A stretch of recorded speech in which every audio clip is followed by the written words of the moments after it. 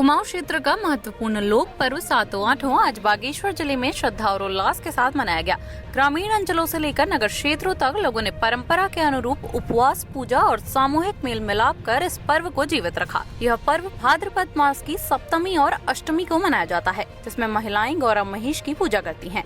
पर्व की शुरुआत बिरूड़ पंचमी से होती है, जब 7 प्रकार के अनाज भिगोकर मंदिर के समीप रखे जाते हैं। इन अनाजों को बिरूड़े कहा जाता है, जिन्हें औषधीय गुणों से भरपूर और स्वास्थ्य के लिए लाभकारी माना जाता है। पूजा उपरांत इन्हीं को प्रसाद के रूप में वितरित किया जाता है। इस अवसर पर महिलाओं ने पारंपरिक परिधान धारण कर हिमालय की बेटी गौरा का स्मरण किया और शिव गौरी की पूजा अर्चना की।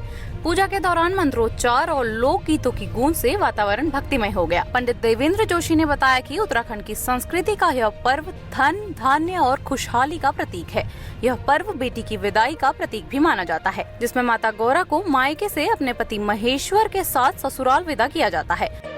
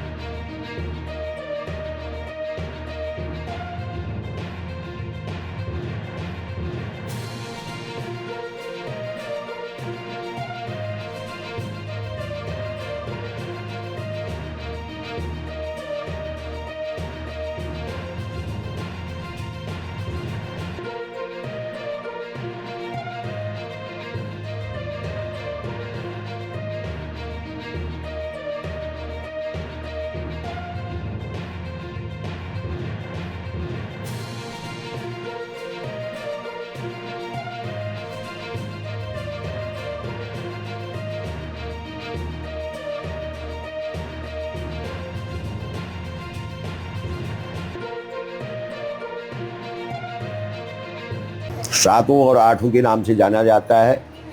इसको अमुक्ताभरण सप्तमी की आज पूजा हुई, जिसमें शिव और पार्वती की पूजा होती है।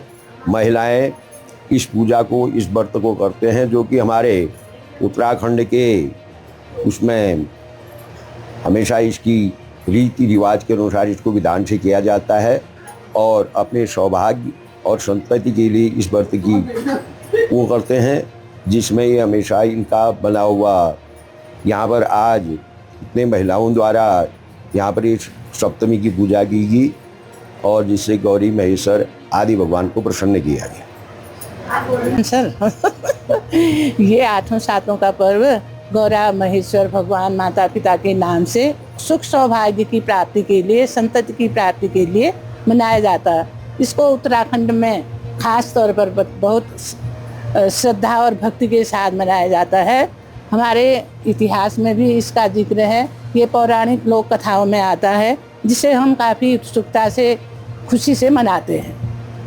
सातों आठों पर्व भादो मास में मनाया जाता है और इसमें एक पहले एक राजा हुआ करते थे, बिणभाट राजा। उनकी 7 बहुएं थी, 7 पुत्र थे, तो उनके कोई संतान नहीं थी। वो संतान के लिए उन्होंने संतान की प्राप्ति के लिए उनको पंडित द्वारा बताया गया था कि अगर 7 8 इसका व्रत करोगे तो आपकी संतान होगी। तो उनकी संतान हुई थी, तभी से सभी लोग इसको संतान जो भी करते हैं उनके घर में सुख सौभाग्य और संतति की प्राप्ति होती है।